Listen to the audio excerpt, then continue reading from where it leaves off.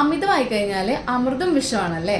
അപ്പോൾ അമിതമായി കഴിഞ്ഞാൽ തൈറോയിഡിന് ബുദ്ധിമുട്ട് വരുത്തുന്ന കുറച്ച് ഫുഡ്സാണ് നമ്മളിന്ന് നോക്കുന്നത്.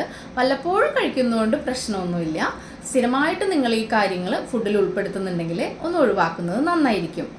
സോയ അല്ലെങ്കിൽ സോയാബീൻ, സോയാ സോസ് മുതലായിട്ടുള്ള soya products, cauliflower, cabbage, broccoli മുതലായിട്ടുള്ള പച്ചക്കറികൾ, കപ്പ അല്ലെങ്കിൽ കൊള്ളിക്കിഴങ്ങ് എന്നൊക്കെ പറയുമല്ലോ അത്, റോ ഓണിയൻ പച്ചയ്ക്കുള്ള ഉള്ളി, വേവിച്ച് കഴിക്കുന്നതുകൊണ്ട് വിഷയമില്ല. പക്ഷെ പച്ചയ്ക്ക് നമ്മൾ സാലഡൊക്കെ ആയിട്ട് കഴിക്കുമല്ലോ, അതൊന്നും ഒഴിവാക്കുന്നത് നന്നായിരിക്കും. കോഫി, 1-2 കോഫി കുടിക്കുന്നതുകൊണ്ടൊന്നും വലിയ പ്രശ്നമില്ല. ഡെയിലി ഒരുപാട് കോഫിയൊക്കെ കുടിക്കുന്ന ശീലം ഉണ്ടെങ്കിൽ അതൊന്നും ഒഴിവാക്കുന്നത് നന്നായിരിക്കും. ആൽക്കഹോൾ ഓഫ് കോഴ്സ് എല്ലാ അസുഖത്തിനും ഒഴിവാക്കേണ്ട ഒരു കാര്യമാണല്ലോ ആൽക്കഹോൾ എന്ന് പറയുന്നത്. പിന്നെ പാലുൽപ്പന്നങ്ങൾ അപേക്ഷിച്ചിട്ട് ഡയറക്റ്റായിട്ട് പാല് കുടിക്കുന്നുണ്ടെങ്കിൽ അതൊന്നും ഒഴിവാക്കുന്നത് നന്നായിരിക്കും.